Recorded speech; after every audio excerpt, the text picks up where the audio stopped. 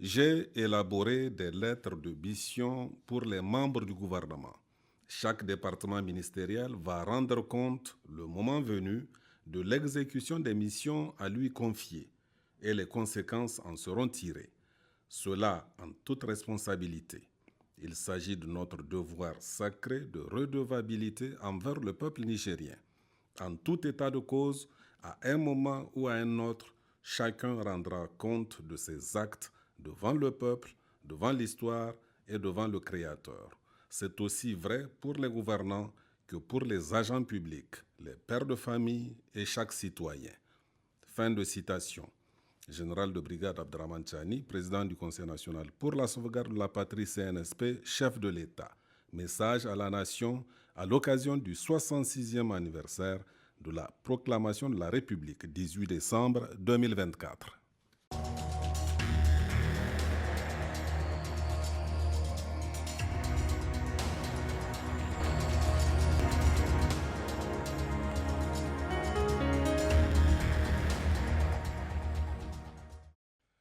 Mesdames, Messieurs, bonsoir. Nous recevons ce soir sur ce plateau la ministre du Tourisme et de l'Artisanat, Madame Sofiane Agaïcheta Guechen.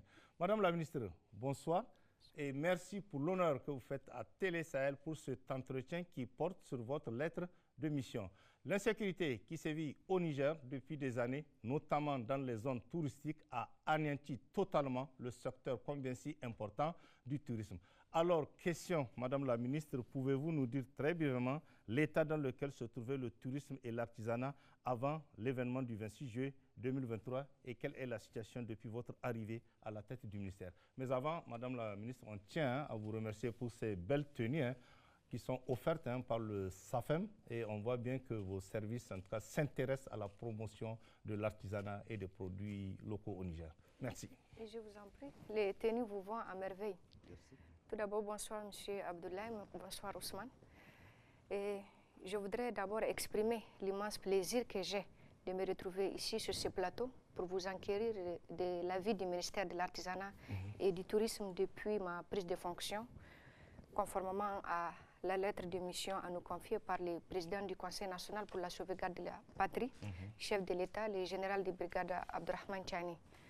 C'est l'occasion pour moi de lui témoigner toute ma reconnaissance pour la confiance placée en ma personne et en la jeunesse de manière générale. Je voudrais également remercier le Premier ministre, ministre de l'Économie et des Finances, avec qui nous entretenons de très bonnes relations de collaboration.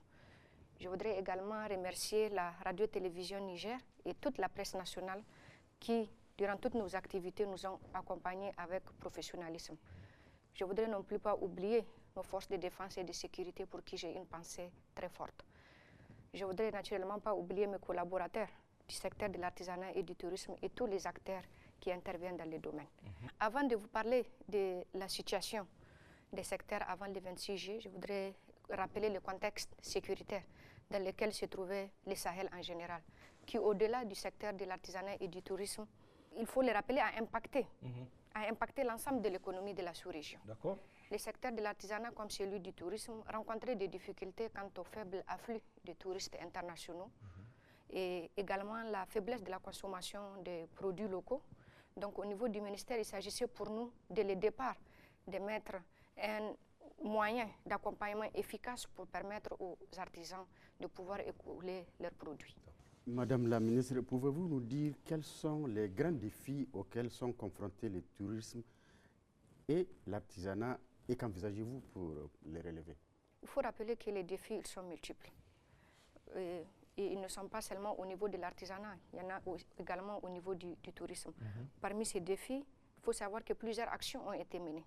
La première visait à faire en sorte qu'il y ait l'amélioration de la compétitivité des produits artisanaux. Et nous avons défini des mesures à faciliter les formalités pour la destination Niger.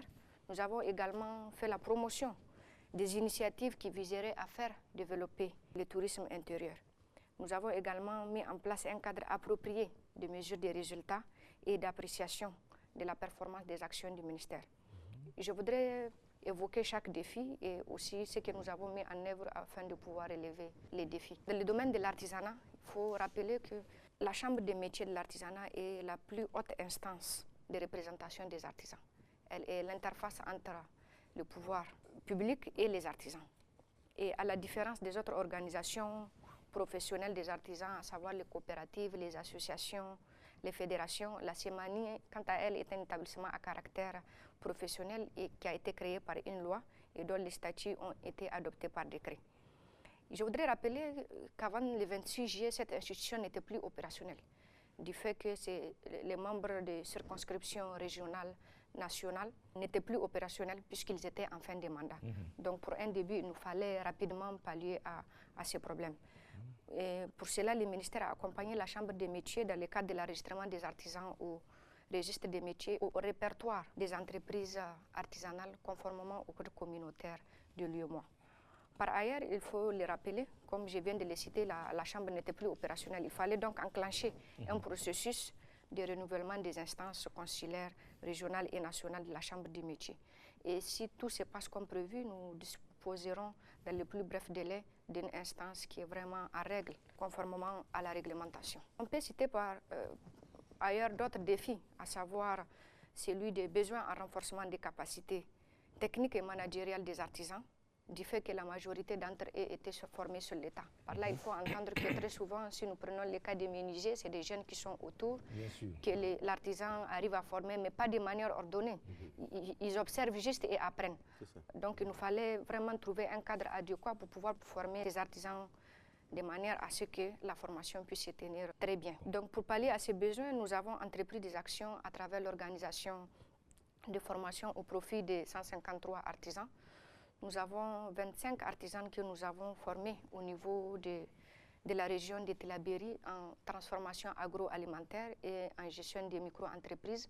Nous avons également au niveau de la région de Difa 25 artisans que nous avons formés en cosmétique et également en gestion des micro-entreprises.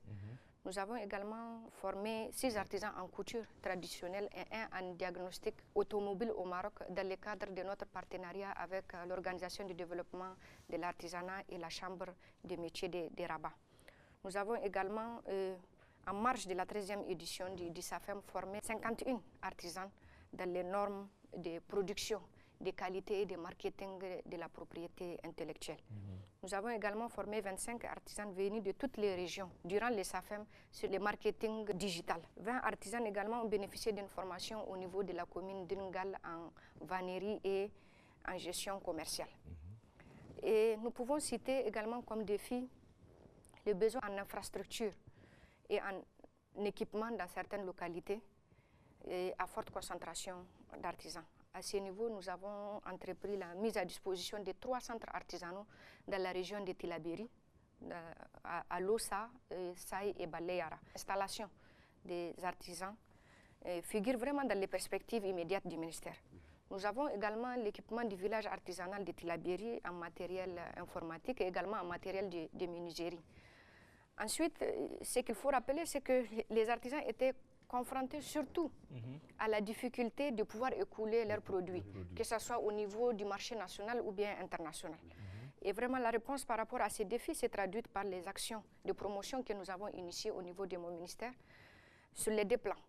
Nous avons le plan national et le plan international. Au niveau du plan national, nous pouvons citer la 31e édition que nous avons organisée à Boubon pour la célébration de la journée de l'artisanat qui a été instituée depuis 1992. Nous avons également assisté les artisans durant la 44e et 45e édition du Sabre national où nous avons organisé des foires d'exposition qui ont vraiment permis aux artisans de pouvoir écouler leurs produits. Entre autres, nous avons également les salons nigériens des meubles que nous avons couplés à l'organisation de la 13e édition du SAFEM qui a permis aux Nigériens de découvrir les talents des artisans. Si vous vous rappelez, nous avons participé à la confection des lits d'hôpitaux, des tables de classe. Vraiment, c'était l'objectif pour nous, en fait, de montrer que les menuisiers nigériens ont un savoir-faire qu'ils doivent partager et c'était l'occasion parfaite pour nous de pouvoir montrer ces atouts. Au plan international, ce que le ministère a entrepris, c'était surtout d'accompagner les artisans dans le cadre de leur déplacement pour leur faciliter encore une fois le plus l'écoulement de leurs produits. Parmi ces événements de promotion, nous pouvons citer la 3e édition du marché international de l'artisanat du Togo Miato. Nous avons le salon artisanal qui est internationale d'Algérie. Nous avons la première édition de la semaine commerciale du Mali, Sekoma. Nous avons la 9e édition du textile africain CITA qui s'est tenue en République de Guinée. La 21e édition de la semaine de Bobo Dioulasso au Burkina Faso. Nous avons également la foire internationale de Sarajkoud en Inde. Il faut rappeler encore une fois de plus où le Niger a montré son savoir-faire, c'était surtout à la 17e édition du Salon international de l'artisanat de Ouagadougou, Siao, où le Niger a positivement marqué sa présence et où nous avons gagné 4 prix. Et il faut les rappeler, la ministre qui a conduit la mission a été décorée par les titres les plus honorifiques au Burkina Faso. Toujours parlant des défis, comme je viens d'en évoquer pour le secteur de l'artisanat, il n'en manque pas point pour le tourisme. Et parmi ces grands défis, je dois commencer par dire qu'avant le 26 juillet, il faut le rappeler, au niveau du secteur du tourisme, le secteur ne disposait pas d'un texte de politique nationale. Et cela a eu comme conséquence la marginalisation de ces secteurs dans les programmes prioritaires du gouvernement. Donc pour ce faire, vraiment des dispositions ont été prises en relation avec les institutions concernées pour l'élaboration de ce document de politique sectorielle. Nous avons relevé également l'insuffisance des données statistiques. Parce qu'aujourd'hui, il faut le rappeler, le plus difficile, je dirais, au niveau du secteur du tourisme, c'est de pouvoir dire comment évaluer l'impact économique du secteur. Cette faiblesse a constitué à la fois un handicap pour une meilleure appréciation de l'apport du tourisme à l'économie nationale et également pour la recherche de financement. Et pour remédier à ces problèmes, nos services sont en relation avec l'Institut national des statistiques pour la mise en œuvre des dispositions prises à cet effet. Comme pour l'artisanat, j'ai à les citer, les difficultés aussi se sentaient dans les besoins en renforcement des capacités. Dans le cadre de l'amélioration des performances du tourisme et de l'hôtellerie, plusieurs sessions de formation ont vu le jour. Et pendant ces formations, nous pouvons citer entre autres jusqu'à 85 acteurs que nous avons eu à former dans les secteurs du tourisme et de l'hôtellerie. Parmi ces formations, on peut citer la réception, les services d'étage, la cuisine et les pratiques d'hygiène, ici au niveau de Niamey. Un autre défi que je voudrais évoquer, qui n'est pas des moindres, est celui de la Covid-19, qui a conduit vraiment au faible afflux de touristes internationaux. Et sans oublier également l'aspect, ou je dirais la situation sécuritaire. Il y avait donc une nécessité impérieuse de vendre davantage la visibilité de la destination touristique du Niger. C'est dans ce cadre que pour redynamiser le secteur du tourisme, le ministère a axé ses efforts sur la promotion du tourisme intérieur à travers l'organisation des événements d'attractions touristiques dont nous pouvons citer la 5e édition du Festival des civilisations du fleuve qui s'est tenue l'année dernière à Boubon. Nous pouvons citer la 2e édition du Festival de l'Ariwa, la Journée mondiale du tourisme qu'on a eu à fêter au niveau des girafes de Kouré, l'ouverture également de la saison touristique que nous avons amenée au niveau du musée national, plusieurs excursions touristiques sur le fleuve Niger que nous avons initiées au niveau du ministère. Si vous vous rappelez, il y avait des étudiants de la diaspora nigérienne qui étaient venus et le ministère a pris en charge ces excursions. Tout cela, vraiment, nous pourrions dire qu'il rentre dans le cadre de la promotion de ce tourisme intérieur et aussi dans le cadre de faire découvrir aux Nigériens les Niger. Leur propre pays. Voilà. D'accord. Aussi, il faut le rappeler, un cadre de réflexion a vu le jour au niveau du ministère et il a comme pour mission le développement du tourisme intérieur. Concernant la visibilité de la destination touristique du Niger, il faut le rappeler, le ministère a eu aussi à appuyer l'organisation patronale de tourisme et de l'hôtellerie, FOPAT, pour sa participation aux Journées nationales de l'industrie du Mali à Bamako. Quand on parle de FOPAT, en fait, c'est tous les acteurs qui agissent dans le domaine de l'hôtellerie et du tourisme. Donc, à chaque fois qu'il y a des événements internationaux en dehors du Niger, nous faisons en sorte que le ministère puisse faciliter à ces acteurs-là d'aller apprendre et revenir partager ses savoir-faire. Donc, pour cela, nous avons eu également à les accompagner dans le cadre du Salon international du tourisme de l'hôtellerie à Ouagadougou, où le Niger s'est distingué en remportant 4 prix dans le domaine de la restauration. Également, il faut savoir que pour les agences de voyage, des feuilles de route sont établies pour encadrer les séjours des touristes conformément au circuit proposé.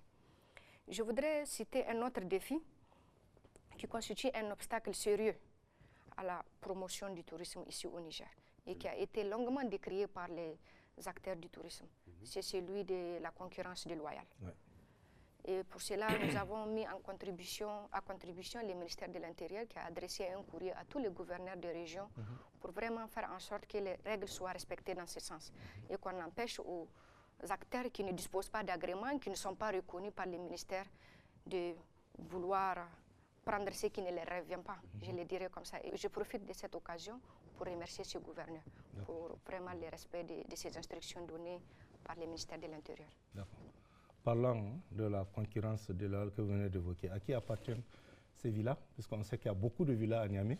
C'est la vérité, madame. Il y a beaucoup de villas à Niamey qui sont là. Et à l'occasion des événements, au lieu que les gens partent dans des hôtels, malheureusement, ce sont ces villas qui sont occupées. À qui appartiennent ces villas? Vous savez, quand vous dites villa, nous, dans nos textes, une villa, nous ne pouvons pas qualifier une villa d'hôtel. C'est des hôtels que nous avons, c'est des sites d'hébergement. Donc on parle de maisons alors? On parle de maisons. À qui appartiennent ces maisons? Je ne pourrais pas le dire. Il faut savoir qu'au niveau du ministère, nous avons des inspecteurs. En dehors des inspecteurs généraux des services, nous avons des inspecteurs des établissements touristiques. Je dirais que c'est comme des policiers qui viennent vérifier si la réglementation dans le cadre du tourisme est respectée ou pas. Et leur mission principale est d'identifier ces maisons. Donc quand vous parlez des maisons ou des villas, il faudrait rentrer en contact avec ces inspecteurs pour dire, bon, nous avons constaté une pratique ici où une villa se permet de faire de l'hébergement. Parce qu'en principe, ils n'ont pas le droit. Parce que les hôteliers se plaignent beaucoup. Oui, bien sûr. Bien sûr. C'est ce que je viens de citer. Ça rentre aussi dans le cadre de la concurrence déloyale. Mais en principe, ils n'ont pas le droit parce qu'ils ne sont pas qualifiés d'hôtel ou bien endroit, disons, d'hébergement. Parce que c'est plusieurs catégories. Nous avons les hôtels, nous avons les auberges, mais une villa n'est pas qualifiée d'hôtel. Et une villa n'est pas censée servir à héberger des gens et des étrangers. Surtout en contrepartie de quelque chose. Il y a des sanctions prévues en la matière? Des sanctions, c'est-à-dire nous sommes en rapport avec le ministère de l'Intérieur, comme je vous ai dit. Ce que nous faisons, c'est que nous dénoncions. Et après, des mesures sont prises à cet effet. Madame la ministre, le terrorisme, vous l'avez si bien souligné, hein, le terrorisme, les sanctions et l'insécurité ont porté un coup dur au secteur du tourisme et de l'artisanat. Quelle approche particulière envisagez-vous dès lors pour tenir compte de ce contexte? Avant de répondre à votre question, je voudrais rappeler une situation au niveau du ministère du Tourisme. Il faut savoir qu'avant les événements du 26 juillet, nous n'étions plus à régularité avec l'Organisation mondiale du tourisme, ce qui ne nous a vraiment pas permis de pouvoir bénéficier de certains financements dans le cadre de l'accompagnement de l'Organisation mondiale du tourisme. Mais il faut savoir que des mesures ont été prises à cet effet pour pouvoir faire en sorte que nous puissions disposer du droit du vote et être éligibles pendant les sessions statutaires de cette organisation. C'est réglé. Nous avons convenu d'un commun accord de pouvoir faire en sorte que le Niger puisse retrouver sa voie durant ces sessions. Vous savez, pour mieux appréhender les défis et difficultés affectant les deux secteurs, nous avons organisé une série de rencontres avec les deux secteurs. En 2024, pendant le mois de septembre et d'octobre, nous avons consacré chaque mercredi pendant 2 mois à des rencontres d'échange. Il faut savoir qu'à la suite de ces entretiens, un document a vu le jour que nous avons soumis à l'appréciation du Premier ministre et qui a bien voulu également accorder une audience à ces acteurs afin de discuter des difficultés auxquelles ils faisaient face. Et je tiens vraiment à remercier le Premier ministre qui avait pris la peine de poser des questions pour chaque fêtière, les agences de voyage, les hôtels, tous les soucis qu'ils avaient, même avec la Direction générale des impôts, pour vraiment trouver un moyen pour pallier à toutes ces difficultés auxquelles ils faisaient face. Et je dois rappeler que les événements du 26 juillet nous ont également permis de pouvoir évaluer notre dépendance vis-à-vis de l'extérieur et d'envisager également des mesures d'atténuation. Face à ces menaces, nous avons mis en place des stratégies de contournement. Il s'agit pour nous de promouvoir les marchés intérieurs. C'est dans ce sens, en ce qui concerne l'artisanat, nous avons sensibilisé les artisans sur la nécessité de produire pour les besoins locaux. Parce que trop souvent, pendant ces échanges, beaucoup se plaignaient du fait que les Nigériens n'achetaient pas chez eux. Et la remarque que nous avons eu à leur apporter, c'était qu'ils produisaient pour l'extérieur. Un bijou qu'un étranger peut acheter à 100, 200 € n'est pas le même qu'un Nigérien pourrait s'offrir. Donc on leur a vraiment demandé de faire en sorte qu'ils puissent produire en fonction des besoins des Nigériens. C'est-à-dire s'ils peuvent avoir des bijoux à hauteur de leur prix et aussi à hauteur de leurs moyens financiers. De même, pour promouvoir le tourisme intérieur, nous avons eu à amener les acteurs à être sensibilisés sur les secteurs et également à adapter leur offre des services aux réalités économiques de la clientèle. Parce qu'aujourd'hui, c'est vrai qu'il y a des cadres qui partent en mission, mais très souvent, si l'hôtel est cher, il n'est pas possible pour les fonctionnaires de pouvoir prendre tous ces frais d'émission et de pouvoir les mettre dans un établissement touristique. Donc pour cela, nous avons demandé aux acteurs de vraiment adapter leur offre en fonction du portefeuille des Nigériens. Je voudrais également rappeler que nous avons le droit d'assurer la survie des entreprises qui ont choisi d'investir dans les deux secteurs. À défaut des touristes internationaux, nous devons inciter les Nigériens à fréquenter, comme je viens de le dire, les établissements de tourisme pendant leur voyage, en vacances ou en mission. Pour cela, nous encourageons fortement, comme je viens de le citer, vraiment les investisseurs dans les secteurs à développer une offre adaptée au portefeuille des Nigériens. Nous encourageons également les Nigériens à découvrir les pays à travers les programmes que nous avons initiés au niveau du ministère, à savoir Mon pays, ma destination préférée, et à la découverte de nos villes. C'est aussi dans ce cadre que nous organisons des festivals dans les régions du Niger, c'est surtout pour mettre en lumière les richesses culturelles et les merveilles touristiques locales, comme cité précédemment. Dans le secteur de l'artisanat, nous avons mené un plaidoyer fort, il faut le rappeler, pour la prise en compte des produits de l'artisanat dans la commande publique. Et cela s'est illustré par l'organisation du Salon nigérien des meubles, le plaidoyer que nous avons mené au sein également du comité de gestion des inondations pour la prise en compte des femmes transformatrices et en agroalimentaire rentre également dans ce cadre. Il en a été de même lorsqu'il s'agissait d'organiser la 13e édition du SAFEM. Nous avons demandé aux artisans de nous confectionner des pagnes qui sont produits ici. Si vous vous rappelez, pendant la cérémonie d'ouverture, les écharpes qui avaient été mis ont été produits par nos artisans.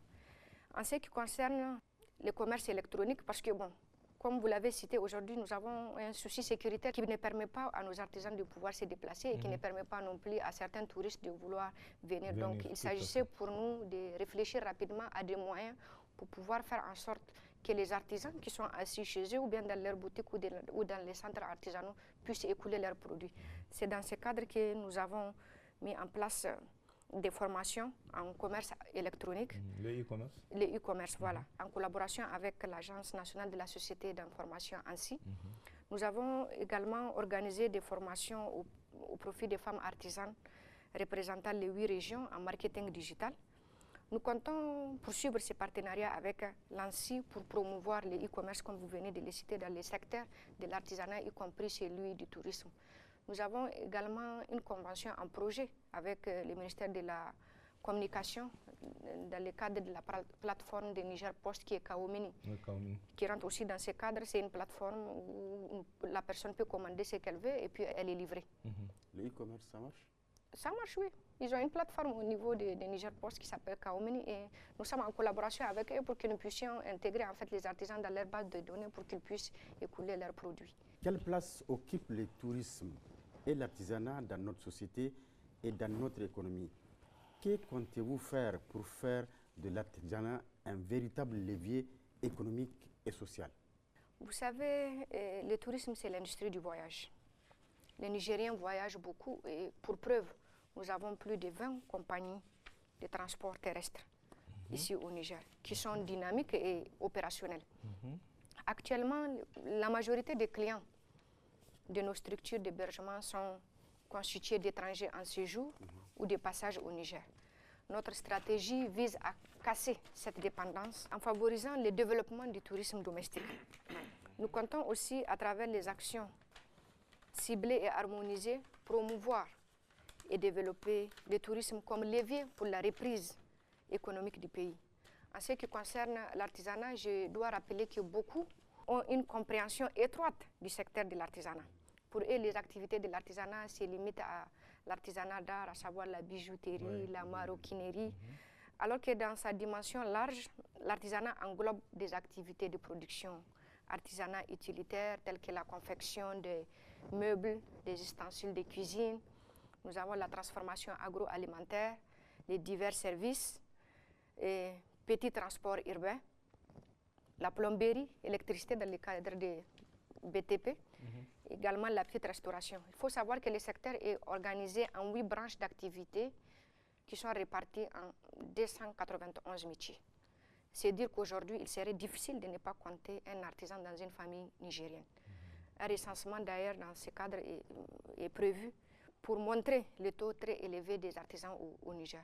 Notre action vraiment vise à ce qu'on montre la place réelle de l'artisanat et qui transcende les clichés habituels. La dernière édition du SAFEM a été un succès. Comment pérenniser cette manifestation et beaucoup d'autres organisées par votre ministère? Merci, M. Abdoulaye. D'ailleurs, je me réjouis que vous dites que c'est une réussite. Et je suis heureuse de constater que vous appréciez à juste titre que les efforts sont fournis pour assurer ce succès. C'est l'occasion pour moi ici de saluer la collaboration qui a prévalu dans l'organisation de cette édition entre mon département ministériel et l'Agence nationale de l'économie de conférence et également l'Agence nationale de la société d'information et certaines institutions de l'État dont l'implication était d'une grande importance. Je voudrais également saluer les efforts de toutes les sociétés d'État et les partenaires également internationaux qui ont conséquemment sponsorisé et accompagné cette édition dans un contexte de la Boussani Zanchan-Kassani. Oui, tout à fait. Et je dois ici rappeler qu'un autre facteur qui est d'ailleurs très important a contribué à cette réussite. Il s'agit de notre participation au Salon international de l'artisanat de Ouagadougou. Il faut rappeler que c'est cela qui nous a permis de mener un plaidoyer fort autour de toutes les délégations présentes pour les inviter au SAFEM. Je profite également de cette occasion pour réitérer mes remerciements au nom de tous les artisans au président du Conseil national pour la sauvegarde de la patrie, chef de l'État, le général de brigade Abdourahmane Tchani, qui a demandé à ce qu'un avion soit mis à notre disposition pour nous transporter jusqu'au Burkina. Il faut savoir que l'avion a eu à transporter 100 personnes, donc 85 artisans, 15 personnels d'encadrement. Et durant cette mission, la délégation nigérienne à cette occasion, il faut le dire, ils nous ont déclaré un chiffre d'affaires de 160 millions de francs CFA. En réponse à notre participation au CIAO, il faut le rappeler, le Burkina Faso a également affrété des avions pour venir participer au SAFEM. Nous pouvions dire que les pays de l'AES ainsi que Togo ont aussi contribué à la réussite du SAFEM. Je dois rappeler que cette 13e édition du Salon de l'artisanat pour la femme a enregistré la participation de 14 pays, et 1850 exposants et 125 000 visiteurs. Le chiffre d'affaires déclaré par les artisans s'élève à 1,122 356 465 francs CFA. Nous pouvons citer aussi plusieurs innovations dans le cadre de cette édition, telles que la disposition de 2 grands pavillons, parce que d'habitude, les SAFEM, c'était seulement les pavillons du palais du 29 juillet. Cette année, nous avons initié en ajoutant le palais des académies des arts pour l'organisation. Et également, nous avons couplé cette édition à la tenue du Salon nigérien des meubles. Avant de terminer sur ce propos, je voudrais remercier l'effort des membres du CNSP et du gouvernement qui ont contribué au rehaussement, ou bien je dirais de l'accroissement des recettes des artisans à travers les bons d'achat que nous avons initiés. Ils ont tous payé? Oui. C'est sûr? D'accord, merci. Nous sommes dans la confédération de l'AES. Quelles mesures ou politiques mettez-vous en œuvre ou envisagez-vous pour développer le tourisme et l'artisanat, sachant que notre pays dispose d'atouts certains et d'un avantage comparatif certain? Vous savez, depuis les difficultés actuelles, les similitudes profondes entre nos peuples font de l'AES une zone politique, culturelle, économique d'une grande cohésion et d'un potentiel touristique indéniable. Dans notre espace, nous pouvons ensemble promouvoir des circuits inter-États et inciter nos opérateurs de tourisme à collaborer pour vendre la destination AES. La création d'une fédération de professionnels de l'AES est en projet avec une première réunion qui s'est tenue à Ouagadougou en marge du CITO et une deuxième à Bamako en marge du Forum du tourisme en sont les premières étapes. Dans le domaine de l'artisanat, il y a eu la signature de la stratégie commune de développement de l'artisanat à Ségou au Mali où j'étais dernièrement. Nous pouvions dire que les 3 pays ont toujours été solidaires dans l'organisation des manifestations dans le domaine de l'artisanat et du tourisme. Nous pouvons à ce titre dire que la Confédération est bien en marche dans les 2 secteurs. Madame la ministre, comment comptez-vous mettre en place un cadre approprié de mesures de résultats et d'appréciation de la performance des actions de votre ministère? Je vous remercie, M. Abdoulaye. Et vous savez, pour une meilleure visibilité de ces actions et des résultats qui en découlent, le ministère se base sur divers outils de suivi. Parmi ceux-là, nous pouvons citer la production régulière des rapports d'activité périodiques des services centraux et des structures sous tutelle, les différentes inspections menées par les services du ministère, celle de l'inspection générale du service et d'une part également celle des établissements du tourisme. En outre, dans le souci de renforcer ces dispositifs, le ministère est dans une perspective de signature de contrats et de performances individuelles pour une meilleure évaluation de chaque agent dans sa responsabilité. Merci Madame la Ministre. Quel sera le mot de la fin? Je lance un appel à tous les Nigériens d'ici et de la diaspora à venir découvrir les merveilles touristiques du Niger. Je voudrais également saluer la résilience des acteurs de l'artisanat et du tourisme parce qu'il faut les rappeler. Mon ministère est celui qui a été le plus impacté par les sanctions injustes et uniques qui nous ont été imposées par la CEDEAO. Et nous sommes aussi les plus sensibles aux soucis du contexte sécuritaire. Donc je tiens vraiment à saluer leur résilience et à les encourager à continuer davantage, à persévérer dans ce qu'ils font et à rester debout, comme on le dit. Et comment comptez-vous soutenir les hôteliers, hein? Parce que là, il faut le dire, parce que les hôteliers ont quand même pris un sérieux coup. Et dans cette situation, bien avant, il y avait le Covid que vous avez cité et l'insécurité qui est là. Et aujourd'hui, on sait que ces établissements hôteliers rencontrent d'énormes difficultés. Qu'est-ce que le ministère est en train de faire pour soutenir ces hôteliers aujourd'hui? Si vous avez suivi, j'ai cité que pendant le mois de septembre et d'octobre, nous avons initié des rencontres d'échange avec ces acteurs. Et aussi, à travers tous les déplacements que j'ai eu à faire, je pense que j'ai eu à visiter tous les établissements de l'hôtellerie ici à Niamey. S'agissant des hôteliers, nous discutons avec eux tous les jours. Nous sommes en étroite collaboration avec eux parce que je n'ai pas cessé de citer la Fédération des organisations patronales du tourisme et de l'hôtellerie. Nous discutons tous les jours sur les moyens par lesquels nous pouvons les accompagner. Et j'ai même cité un mémorandum qui a vu les jours, que nous avons soumis au Premier ministre qui a décidé d'accorder une audience à ces acteurs où il leur a donné la promesse qu'il y aura une autre rencontre qui verra les jours avec la Direction générale des impôts, parce que les soucis ne sont pas seulement sécuritaires, il y a les impôts économiques, voilà. Bien sûr. Donc, avec les ministères également de l'énergie par rapport à toutes les coupures qui ont été enregistrées pour voir dans quelle mesure il pourrait y avoir une certaine souplesse pour ces hôteliers. Merci vraiment pour cet entretien. Merci. Mesdames et messieurs, c'est la fin de cet entretien. Merci de l'avoir suivi et nous poursuivons notre série d'entretiens avec les membres du gouvernement. Excellente soirée à tous. Au revoir.